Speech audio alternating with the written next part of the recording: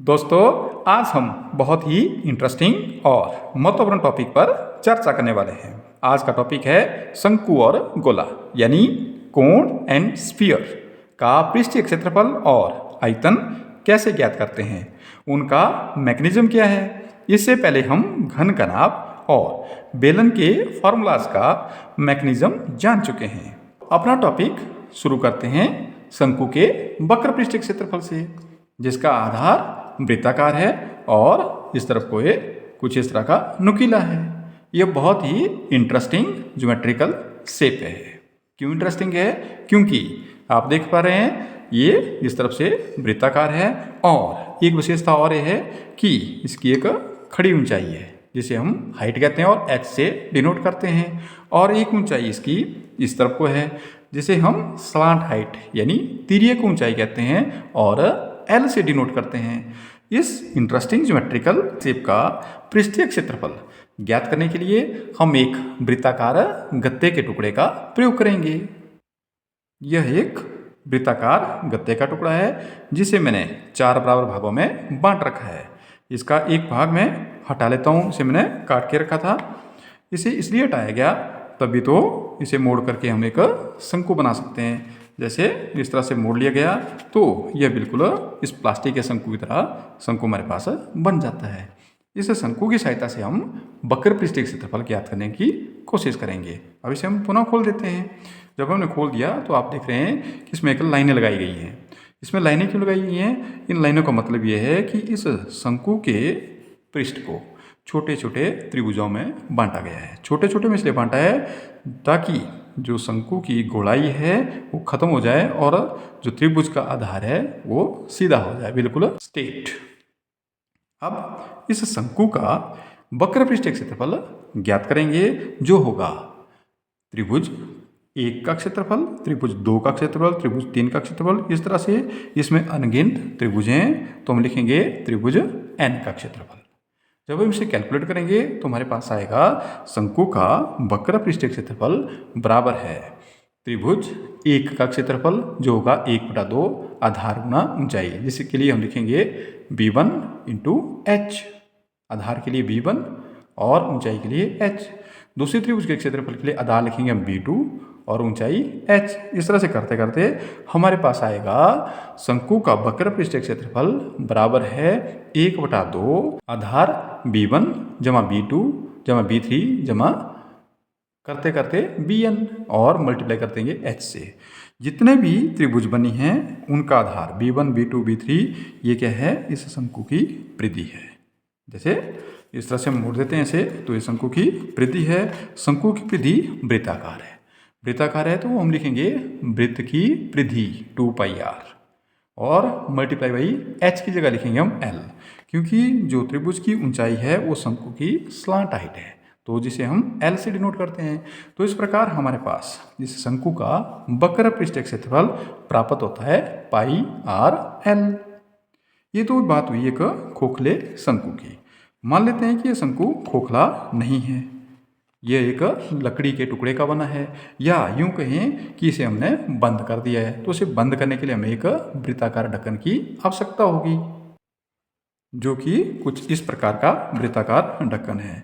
जब हमने इसके ऊपर वृत्ताकार ढक्कन लगा लिया तो अब ये शंकु बंद हो गया। अब हम ये नहीं बोल सकते कि यह शंकु खोखला है या ठोस शंकु है, यानी बंद है वे।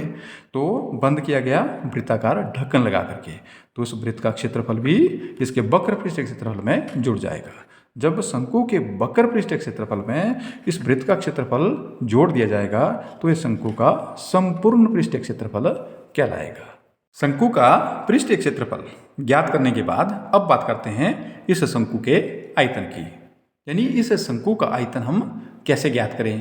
तो इस शंकु का आयतन ज्ञात करने के लिए हम प्रयोग करेंगे बेलन का, जिसकी ऊंचाई शंकु की ऊंचाई के बराबर है और त्रिज्या भी शंकु की त्रिज्या के ही बराबर है। इसे हम इस तरह से चेकिंग कर सकते हैं। जैसे अगर हम इसके ऊपर रखते हैं तो ये पूरा एक दूसरे को कवर कर रहा है, तो इसका अभिप्राय यह है कि इसकी त्रिज्या बराबर है और इस तरह से खड़ा करेंगे तो इसकी ऊंचाई भी बराबर है।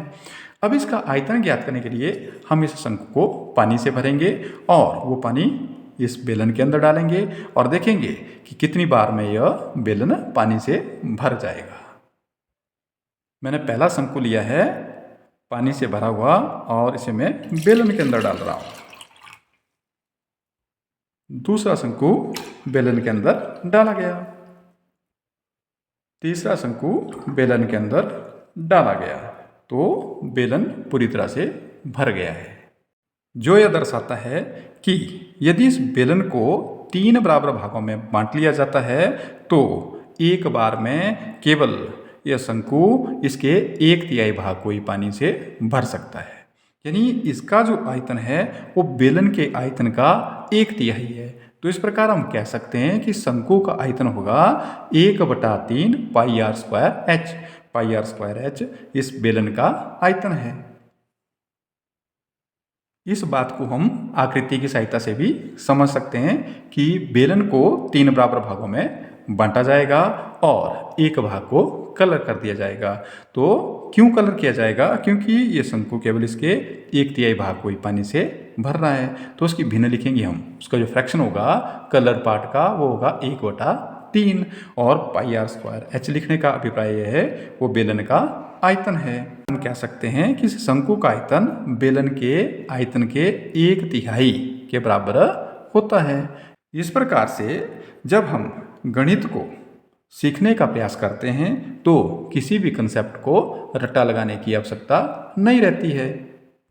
शंकु का आयतन ज्ञात करने के बाद अब बात करते हैं गोले की। गोला, जिसके लिए हमने एक बॉल का एग्जाम्पल लिया है। बॉल गोले का परफेक्ट एग्जाम्पल है। इसके लिए हम वक्र पृष्ठीय क्षेत्रफल या संपूर्ण पृष्ठीय क्षेत्रफल की बात नहीं करेंगे क्योंकि ये कहीं से भी खुला नहीं है। इसलिए हम बात करेंगे गोले के पृष्ठीय क्षेत्रफल की। गोले का पृष्ठीय क्षेत्रफल ज्ञात करने के लिए हम लेंगे 4 वृत्ताकार गत्ते के टुकड़े जो कुछ इस प्रकार से हैं। इनकी शर्त यह है कि इस गोले की त्रिज्या और इन वृत्ताकार गत्ते के टुकड़ों की त्रिज्या एक समान होनी चाहिए। यानी इस गोले की त्रिज्या अगर 3 सेंटीमीटर है तो इन गत्ते के टुकड़ों की त्रिज्या भी 3-3 सेंटीमीटर ही होनी चाहिए। इसके बाद हम इनके ऊपर धागा लपेटने का प्रयास करेंगे और इनके ऊपर जब पूरा धागा लपेट लिया जाएगा तो उसे हम खोल करके फिर इस बॉल के ऊपर लपेटेंगे। धागा लपेटने के बाद ये गत्ते के टुकड़े कुछ इस प्रकार से दिखेंगे। अब ये धागा निकाल करके इस बॉल के ऊपर लपेटा जाएगा। धागा लपेटने के बाद बॉल कुछ इस तरह से दिखेगी। प्रयास किया गया है धागा लपेटने का, लेकिन इतने अच्छे से इसे लपेटा नहीं जा सका है। लेकिन प्रैक्टिकली ये दर्शाता है कि इस गोले का पृष्ठीय क्षेत्रफल बराबर होगा वृत्त 1 का क्षेत्रफल, वृत्त 2 का क्षेत्रफल, वृत्त 3 का क्षेत्रफल और वृत्त 4 का क्षेत्रफल। यानी गोले का पृष्ठीय क्षेत्रफल होगा 4πr²। Surface area of sphere is equal to 4πr²। गोले का पृष्ठीय क्षेत्रफल ज्ञात करने के बाद अब बात करते हैं अर्धगोले के पृष्ठीय क्षेत्रफल की। इसका हम वक्र पृष्ठीय क्षेत्रफल भी लेंगे और संपूर्ण पृष्ठीय क्षेत्रफल भी ज्ञात करेंगे। इस गोले का ये आधा है तो इस गोले का पृष्ठीय क्षेत्रफल होता है 4πr²। तो आधे का होगा 2πr²। लेकिन ये एक खोखला है और ये ठोस अर्धगोला भी हो सकता है। यानी इसे इस तरह से कवर भी किया जा सकता है। जब इसे कवर किया जाएगा यानी इसके ऊपर एक वृत्ताकार ढक्कन भी लग गया है। तो इस प्रकार इसका संपूर्ण पृष्ठीय क्षेत्रफल भी ज्ञात करना पड़ेगा, जो होगा गोले का वक्र पृष्ठीय क्षेत्रफल जमा इस वृत्ताकार ढक्कन का क्षेत्रफल यानी πr²। इस प्रकार अर्धगोले का संपूर्ण पृष्ठीय क्षेत्रफल होता है 3πr²। गोले का और अर्धगोले का पृष्ठीय क्षेत्रफल ज्ञात करने के बाद अब बात करेंगे गोले के आयतन की। यानी इस गोले का आयतन हम कैसे ज्ञात करें? इस गोले का आयतन ज्ञात करने के लिए हम एक मेजरिंग सिलेंडर का प्रयोग करेंगे, जिसकी कंडीशन ये है कि इसकी त्रिज्या और इस गोले की त्रिज्या एक समान होनी चाहिए। साथ में आप देख रहे हैं कि यहाँ पर इस मेजरिंग सिलेंडर को 5 बराबर भागों में बांटा गया है, जो कि बिल्कुल लॉजिकली है। ऐसे इसे नहीं बांटा गया है। कारण क्या है? जब हम इस बॉल को इसके अंदर, क्योंकि इसकी त्रिज्या एक समान है तो इतनी आसानी से इसके अंदर ये नहीं जाएगा। जब हम इसके अंदर डालते हैं तो आप देख रहे हैं कि इस मेजरिंग सिलेंडर के 3 भाग और इस गोले का व्यास यहाँ तक मैच कर रहा है, यानी इस सिलेंडर की ऊंचाई हम यहाँ तक लेंगे, केवल यहाँ तक ही हम इसमें पानी भरेंगे। फिर जब हम इस बॉल को इसके अंदर डालेंगे तो हम देखेंगे कि ये बॉल कितने भाग पानी विस्थापित कर रहा है, यानी डिस्प्लेस कितने भाग पानी करेगा, ऊपर को पानी कितना चढ़ता है। उसके आधार पर हम निर्णय करेंगे कि इस बॉल का यानी इस गोले का आयतन क्या होगा। आप देख पा रहे हैं कि इस मेजरिंग सिलेंडर को मैंने 3 भाग तक पानी से भर दिया है।